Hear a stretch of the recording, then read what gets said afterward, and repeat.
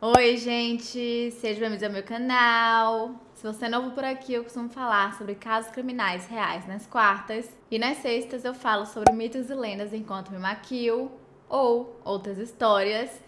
Então, se você gosta desse tipo de conteúdo, não se esqueça de se inscrever, deixar seu like, que é muito importante para a divulgação do canal. E se você tem alguma sugestão de casos criminais, mitos, lendas ou basicamente qualquer tipo de história, é só comentar aqui embaixo que eu anoto tudo e tento trazer o mais rápido possível. E por sinal, o vídeo de hoje, que é um caso bem grande, ele foi uma sugestão lá no Instagram de um menino chamado Bernardo Bonan. Então, muito obrigada! Vocês sabem como eu amo quando vocês me sugerem casos, principalmente quando eu não conhecia, que é o caso de hoje. E assim, é um caso tenso, ele vai ser dividido em algumas partes, eu ainda não sei ao certo quantas, mas acredito que 2 ou 3. Então, primeira parte hoje, segunda parte amanhã. E se esse caso tiver uma terceira parte, que é bem provável, vai sair na sexta-feira ao meio-dia, porque às 18 horas tem o chá das 6. Então, chega já a blá e vamos pro caso de hoje.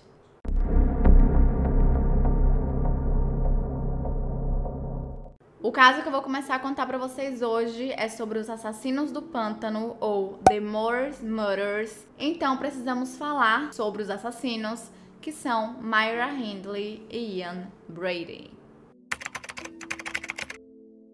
Myra Hindley nasceu no dia 23 de julho de 1942 em Manchester, na Inglaterra, e era filha de Nellie e Bob Hindley. Mas nos primeiros 3 anos de vida, seu pai estava ausente porque estava lutando na Segunda Guerra Mundial, e por conta disso, sua avó, Ellen, ajudou muito em sua criação, e em um certo momento, Nellie e Myra passaram até a morar na casa dela, em Gorton, para que assim ficasse mais fácil. Em 1945, seu pai, Bob, voltou da guerra, mas ele voltou um homem completamente diferente e mudado, provavelmente por conta dos traumas que ele teve lutando. E por conta disso, meio que pra se acostumar com a vida nova que ele teria daqui pra frente, ele começou a beber muito. Pouco tempo depois, ele conseguiu um emprego como montador de aviões, enquanto Nellie trabalhava em uma fábrica textil. E rapidamente, eles se mudaram da casa da avó e compraram uma casa praticamente vizinha. Dava literalmente pra você ver dentro da casa, então era muito perto. E isso das casas serem tão próximas foi proposital, exatamente para que Myra não tivesse tanta mudança assim e que não afetasse no futuro. Mas infelizmente, mesmo com essa mudança, Bob não melhorou, ele continuou bebendo muito.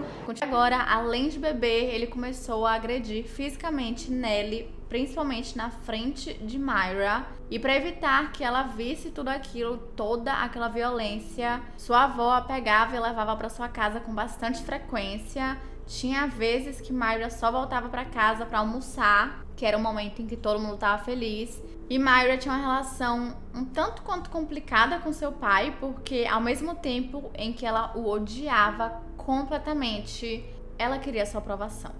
No dia 21 de agosto de 1946, nasceu a sua irmã mais nova, chamada Maureen Hindley. E isso complicou as coisas ainda mais, porque a família já não era rica, não tinha uma condição financeira tão boa. E essa condição decaiu, além dos abusos que agora, além de ser apenas de Bob Hindley, vinha também de Nellie. Então, por conta dessa situação, aos 5 anos de idade, Myra passou a morar oficialmente e permanentemente na casa de sua avó, que, como eu falei, era muito perto. Então, em relação a ver os pais com muita frequência ou não, não mudou tanto assim, meio que já era daquela forma.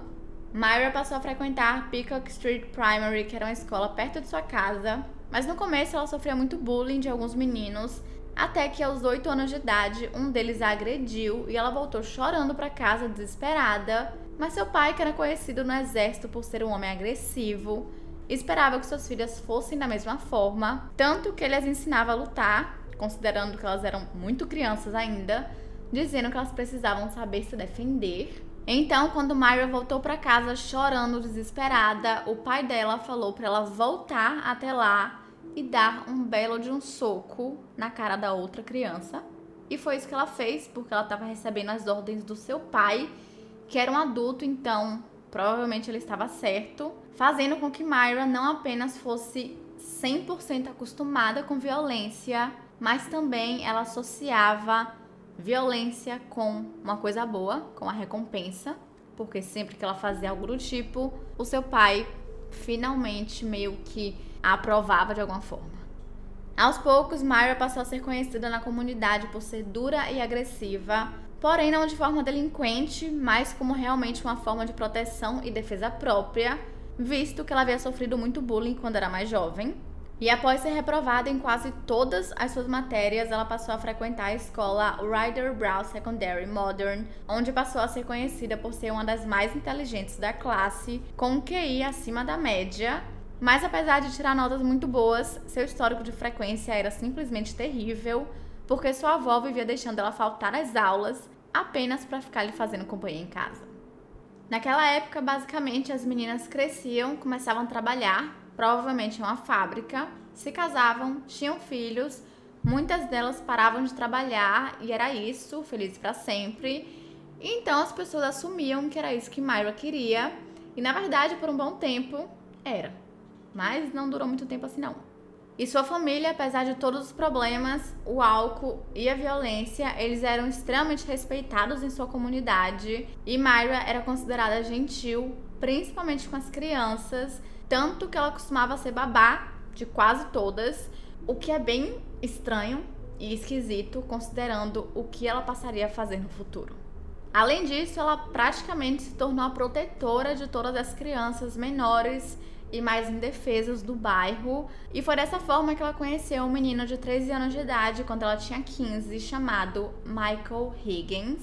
Os dois eram completamente inseparáveis, eles faziam tudo juntos e se divertiam muito, até que em junho de 1957, Michael a chamou para nadar em um reservatório local meio que abandonado, mas era uma coisa que eles faziam sempre e ela sempre aceitava, só que dessa vez em específico, ela não aceitou porque ela já tinha marcado de sair com um outro menino. E infelizmente, mais tarde ela descobriu que Michael, seu melhor amigo, havia morrido afogado. E isso fez com que ela se culpasse 100% porque ela sempre ia e na única vez em que ela não foi, isso aconteceu. Então, na cabeça dela, tinha que ser culpa dela.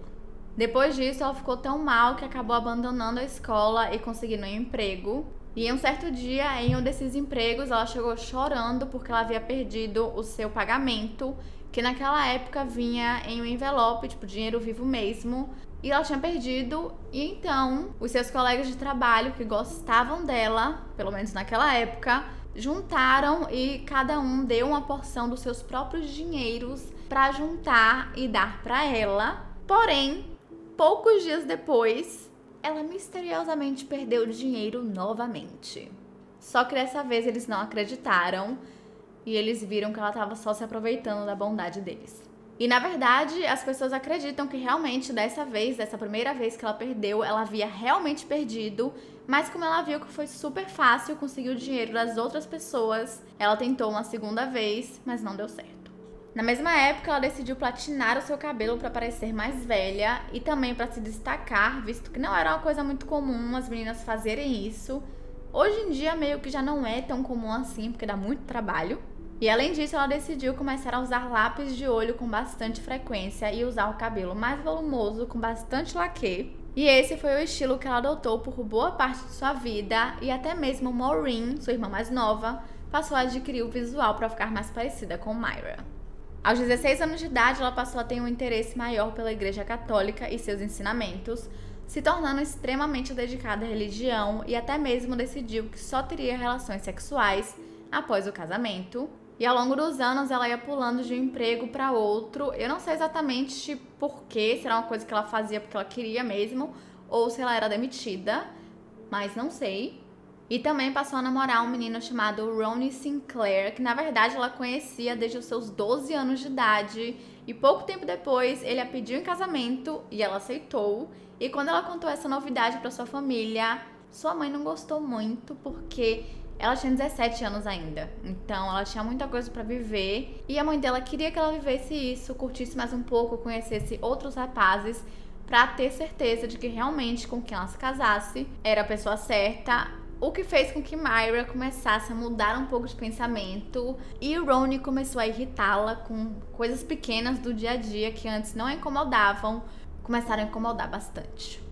E isso fez com que ela perdesse tanto o interesse em casamento que quando ela via suas amigas casando e tendo filhos, que naquela época realmente as pessoas faziam isso bem mais cedo do que hoje em dia, com 17, 20 anos, estava todo mundo já casado, ela entrava em pânico. E ela percebeu que não era aquilo que ela queria de jeito nenhum, pelo menos não com Ronnie. E ela até chegou a cogitar a ideia de fugir e recomeçar sua vida em outro lugar, mas ela acabou desistindo porque sua irmã Maureen era sua melhor amiga e ela não queria abandoná-la.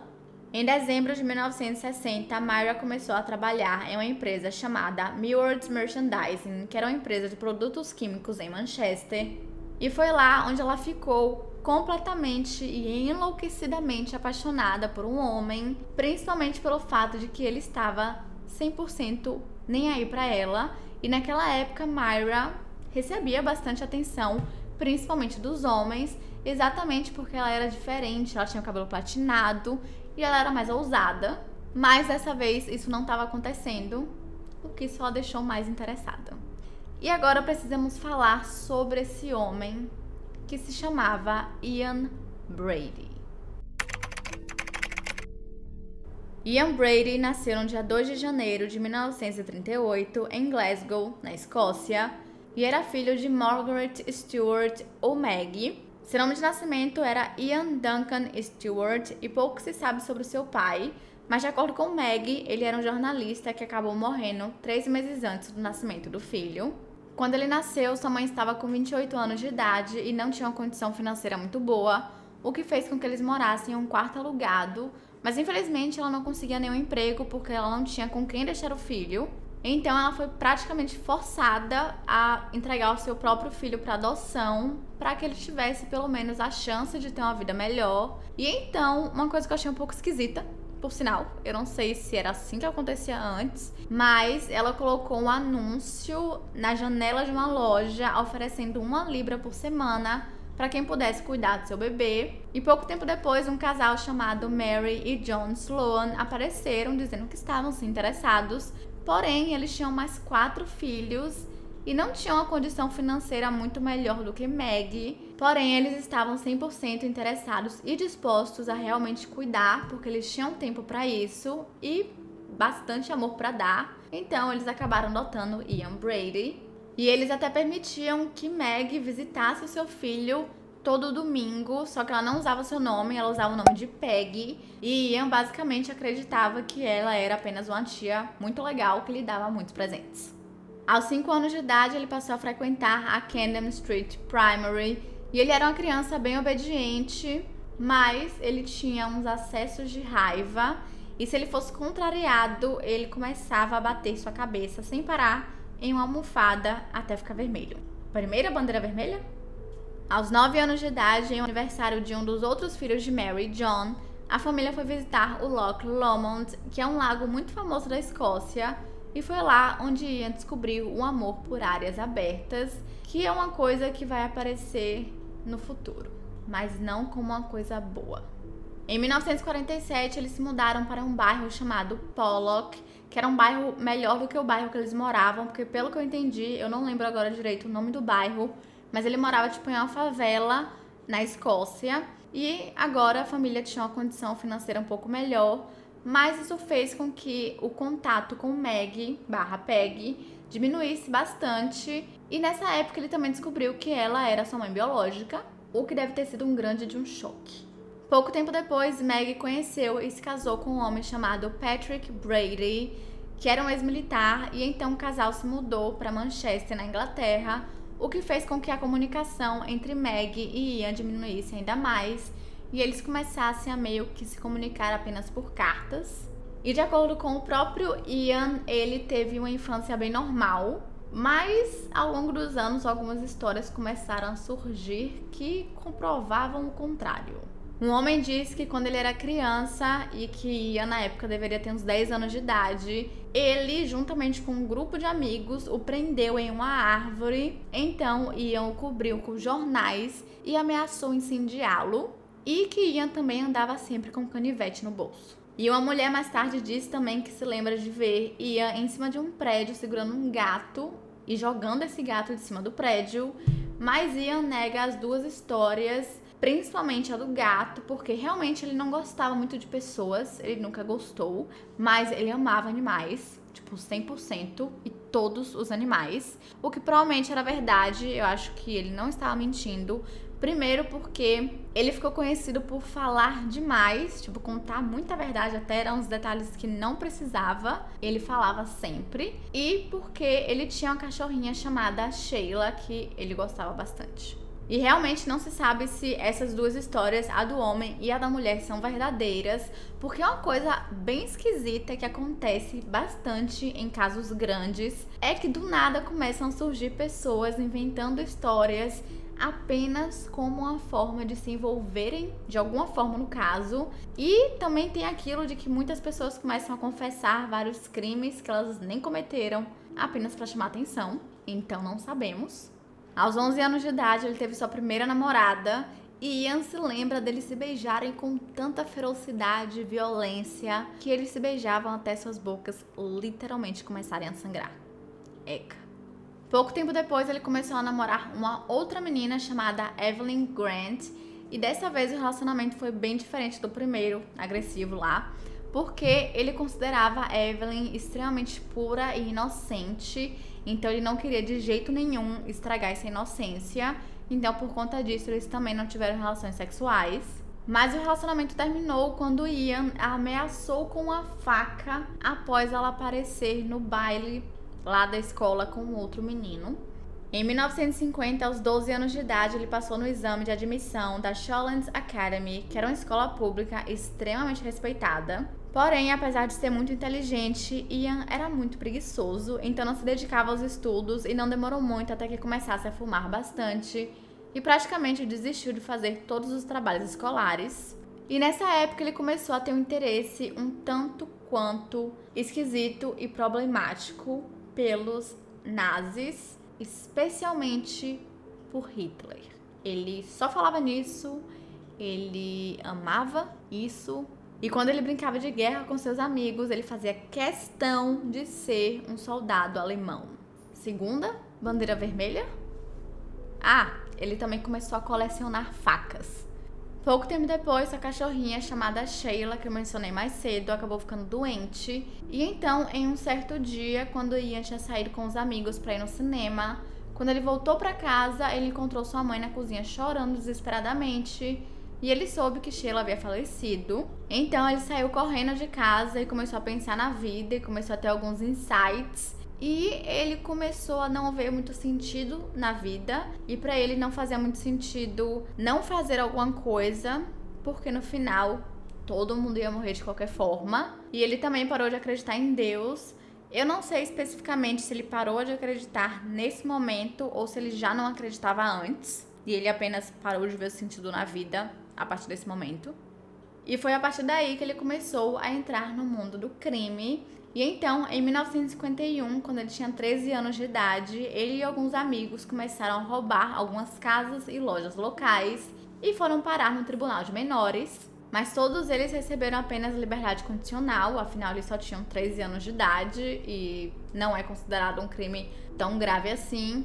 E receberam também um sermão do juiz dizendo para eles não fazerem isso nunca mais, o que obviamente não funcionou, e pouco tempo depois Ian estava novamente roubando e parou novamente no tribunal de menores, onde recebeu de novo liberdade condicional.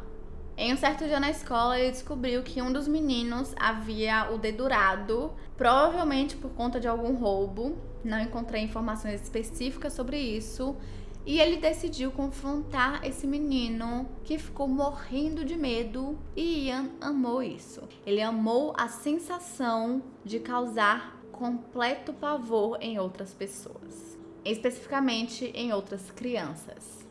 Com certeza absoluta, terceira bandeira vermelha, sem sombra de dúvida. E aos 15 anos de idade, da mesma forma que Myra Hindley, ele abandonou a escola e começou a pular de emprego em emprego, só que ele pulava de emprego em emprego não porque ele era ruim no que ele fazia, mas porque ele se achava superior a todo mundo e ele tinha um ego gigantesco. Em 1954, ele foi levado novamente ao tribunal por conta de roubo, mas dessa vez ele foi considerado incorrigível e o tribunal lhe deu duas opções: que ele deixasse Glasgow e fosse morar com sua mãe biológica em Manchester, ou que ele fosse direto para a prisão, o que obviamente ele escolheu morar com Meg e seu padrasto, Patrick Brady, e então ele se mudou em novembro do mesmo ano e passou a morar no bairro de Moss Side e pegou o sobrenome do padrasto, se tornando então Ian Brady. De imediato ele conseguiu até um trabalho no mercado Smithfield, que era o local onde Patrick trabalhava, e eu acho até que Patrick foi quem o recomendou pro trabalho. E apesar de viver reclamando de tudo, ele parecia ter se aquietado, tinha parado de fazer crimes, roubar algumas coisas, até 1955, quando ele resolveu ajudar um caminhoneiro a roubar uns selos de chumbo do mercado para vender como sucata. Só que esse caminhoneiro foi preso e ele falou: nei, não vou preso sozinho de jeito nenhum, e delatou, deu a de X9, falando que Ian Brady havia ajudado ele, e então Ian também foi preso. Ele foi preso em dezembro daquele mesmo ano e sentenciado a 2 anos em um Borstal, que era tipo um centro de detenção juvenil bem famoso do Reino Unido naquela época, mas eu não sei se hoje em dia existe, e ele ficou na Latchmere House. Em janeiro de 1956, ele foi transferido para Hatfield Borstal, em New Yorkshire, porque era um Borstal para delitos menores, só que lá Ian ficou completamente bêbado e agrediu um funcionário do centro juvenil, e então ele foi enviado para um outro Borstal, dessa vez de segurança máxima, onde ele ficou até completar sua sentença. No dia 14 de novembro de 1957, ele foi solto e voltou para a casa da mãe e do padrasto, e então, pouco tempo depois, eles se mudaram para Westmoreland Street. E nessa época, Ian estava com 19 anos de idade e ele não conseguia emprego nenhum, porque ele tinha no histórico que ele havia ficado 2 anos em um centro juvenil, incluindo um de segurança máxima. E então, meio que para ocupar o seu tempo e não ficar 100% sem fazer nada, ele passou a frequentar uma livraria pública que tinha perto de sua casa, onde ele começou a ficar lendo livros de crimes e dos nazis. Não, ele não tinha superado isso ainda. E em 1959 ele viu um anúncio de trabalho na Millwards e ele foi aceito para o trabalho, e no ano seguinte ele conheceu Myra Hindley. E Ian passava o horário de almoço quieto na dele, lendo um livro, sentado num canto, e ele só falava com as pessoas o suficiente para que elas não o achassem esquisito e meio que para eles gostarem dele de alguma forma, o que funcionou. E como eu falei pra vocês, quando Myra viu Ian pela primeira vez, ela se apaixonou completamente e ficou muito obcecada. Ela tentava a todo custo chamar sua atenção de alguma forma, porque ele chegava ao ponto de literalmente ignorá-la. Se ela falasse com ele e perguntasse: tudo bem? Como é que você tá? Ele virava a cara. Era esse o nível.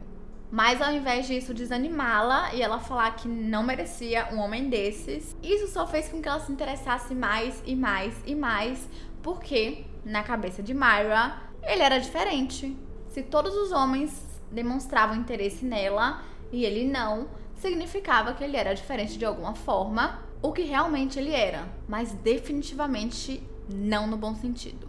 E só pra vocês terem noção, ela tinha um diário onde ela falava tudo sobre Ian, literalmente tudo. Se ele havia falado com ela naquele dia, se ele havia sorrido pra ela naquele dia, se ele havia ido pro trabalho, qualquer coisa, o que ele tava usando, como tava o cabelo, literalmente qualquer coisa ela escrevia no diário. Como eu falei, estava bem obcecada. Ela passava 80% do seu tempo falando sobre Ian Brady e os outros 20% ela esperava que alguém falasse pra ela falar também. Lembrando que nessa época ela ainda estava noiva de Ronnie Sinclair, apesar de estar zero interessada nele, coitado, mas estava ali noiva ainda.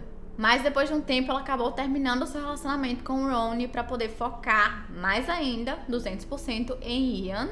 Ela chegou até a começar a se arrumar mais pra ir pro trabalho, o que é normal, acho que todo mundo faz isso quando tá interessado em alguém. Porém, ela descobriu onde ele morava e então ela ia até a rua dele, ficava caminhando, tipo, indo e voltando, esperando ele sair da casa e eles se baterem acidentalmente. O que nunca acontecia porque Ian, como eu falei, era bem quieto, era bem na dele, então ele praticamente passava todo o seu tempo dentro de sua casa lendo algum livro. E ela também começou a frequentar um bar que ficava perto de sua casa na esperança de que se batesse com ele sem querer. Bem stalker real.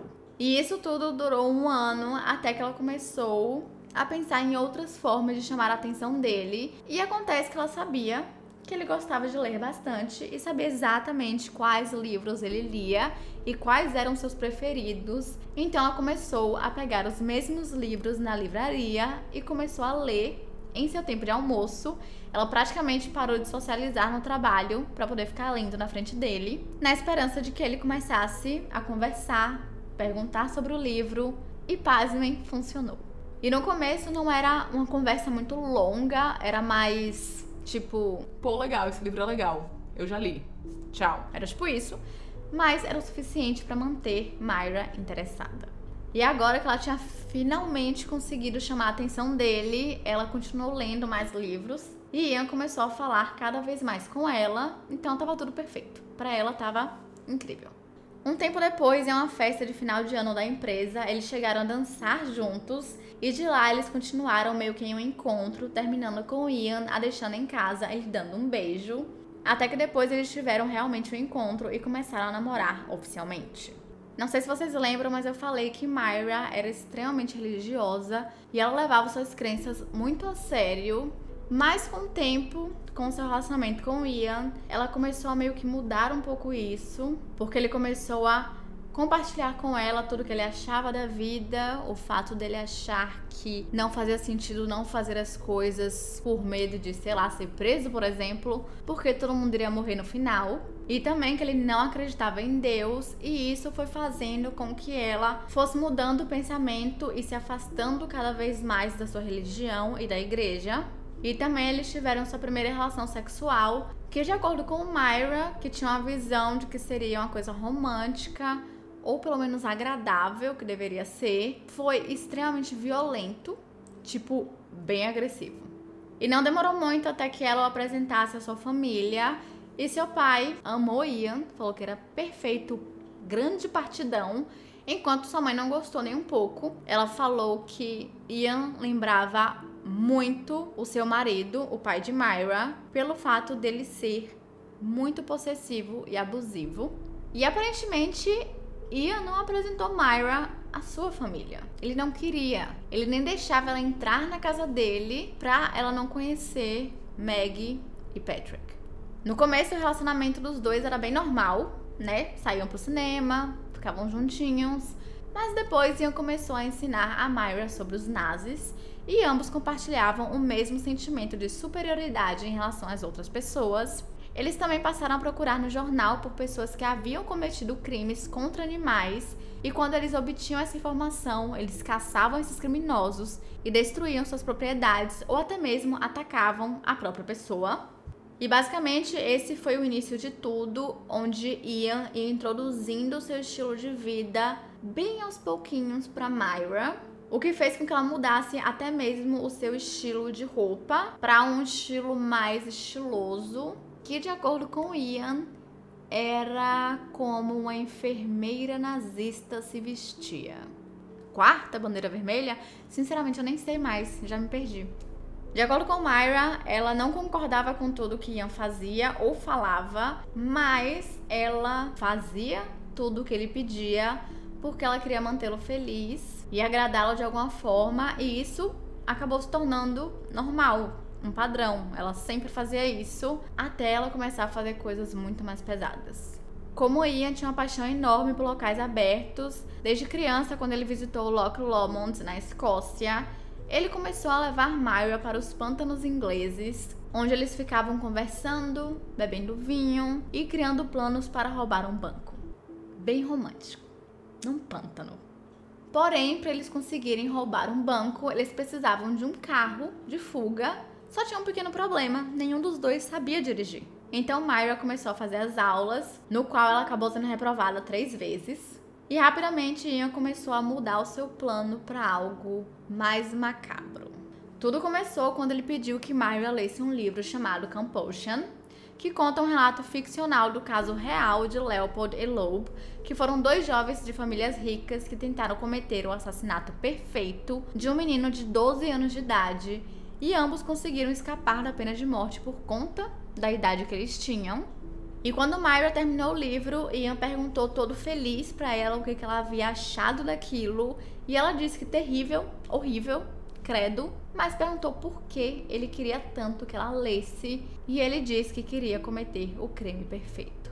Mas para ele fazer isso, ele precisava da ajuda de Myra, porque ele queria cometer os seus crimes contra crianças, exatamente como tinha acontecido no livro, e geralmente crianças não vão alegremente para homens desconhecidos, porque quando elas são crianças, os pais sempre falam: não aceite doces de estranhos, e geralmente o estranho é um homem, não a mulher. Logo, seria mais fácil de atrair as vítimas, também considerando que Myra era conhecida por se dar bem com crianças e que ninguém iria desconfiar de um casal. Depois dessa conversa, os dois continuaram indo para os pântanos ingleses, só que agora não era mais com a intenção de conversarem, beber vinhos, darem uma namorada. Era para eles praticarem e se prepararem para o crime perfeito, levando em conta que seria ali onde eles enterrariam suas vítimas. E é isso, gente. É aqui que paramos a parte 1 dos Assassinos do Pântano, Myra Hindley e Ian Brady. A segunda parte vai sair amanhã às 18 horas, horário normal. Então não se esqueçam de se inscrever, deixar seu like, que é muito importante para a divulgação do canal. E se vocês tiverem alguma sugestão de casos criminais, mitos, lendas ou basicamente qualquer tipo de história, é só comentar aqui embaixo que eu anoto tudo e tento trazer o mais rápido possível. E é isso, até amanhã!